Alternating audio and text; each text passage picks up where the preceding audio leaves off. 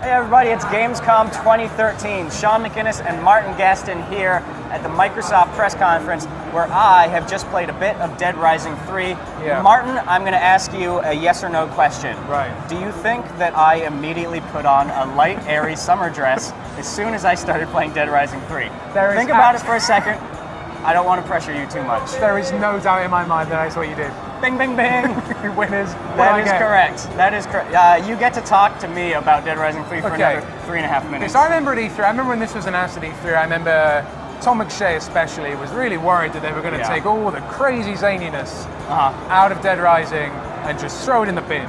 Right. But by your summer dress anecdote, I believe that there may be some zaniness in this game. So here's what I think they're doing with that game. They're trying to play up the contrast more between the seriousness of the world and the characters and the goofiness of the tools that you have as a player to just make all that stuff look ridiculous. Right. So you can put on dresses, you can dress as a totally ridiculous monster, you can combine all these weapons into crazy tools. And it's the contrast between what you're doing with all those available options versus the world as it exists on its own. I think that's what they're trying to do with the humor, is just play that up a bit more. So the world is a serious world. A serious world. But you are doing crazy things. Yes, absolutely. So here's what I did in my demo. Okay, walk us through it. All right, here's what I did. I put on a summer dress. Right. I went into a store. I found a nice broadsword, so I started swinging that around. And in fact, one of the cool things that I did is that I got to try out the new vehicle combo system. So in Dead Rising 2, you could combo weapons together. Dead Rising 3, you can combo vehicles together.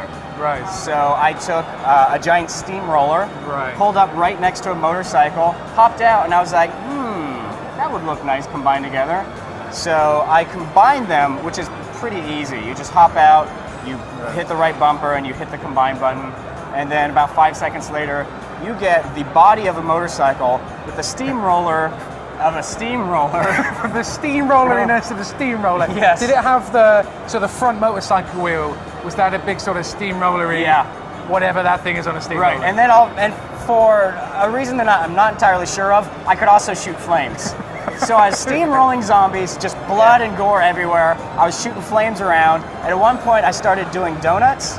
And while shooting flames, which was kind of ridiculous. So you don't need to be Dead Rising 2, you had to be at a bench, right, to do all this stuff. You can just put the two vehicles side by side and go, ba-ba. No, you don't have to be at a bench. What you do have to do, though, what they work into the game is that you have to unlock the ability to do these sort of like mass combos. So as you start the game off, it's like Dead Rising 2. You need specific recipes for 2 different items.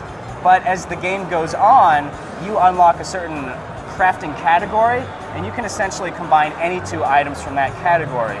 The way that works is that items now have sort of like traits to them. So instead of combining like a car battery and a baseball bat to make an electric shock weapon, you can combine any electrical item with any melee item because they share those 2 traits, and that's how you make the crazy electrical bat. Okay, so the system's quite a bit different. Yeah.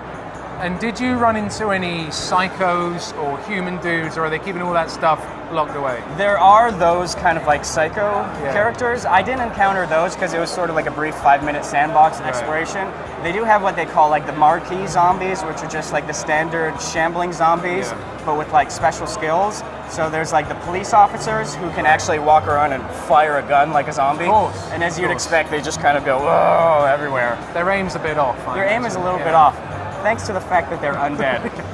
Zombies not good at shooting guns. Yeah. But, you know, overall, like, it was goofy. Right. It was silly. I got to do a lot of ridiculous stuff. I feel like, you know, the reaction at E3 was a bit overblown. The world itself was very serious, the characters, but the tools that this game gives you are still every bit as ridiculous and zany as they've ever been. The thing with the E3 announcement looked so serious that you felt like it was a completely different game. Right. And then I think Capcom was almost taken aback, as if like, no wait, there is zany things in. Don't worry. We just completely forgot to show them in any capacity. Yeah, I think they might have got off on the wrong foot, so to speak. And so I think they're using Gamescom as the opportunity to say, hey, our game is still silly. Come along, we'll show you. You can put on a dress. It's fun. And there is no one better to put on a dress in a video game than this guy.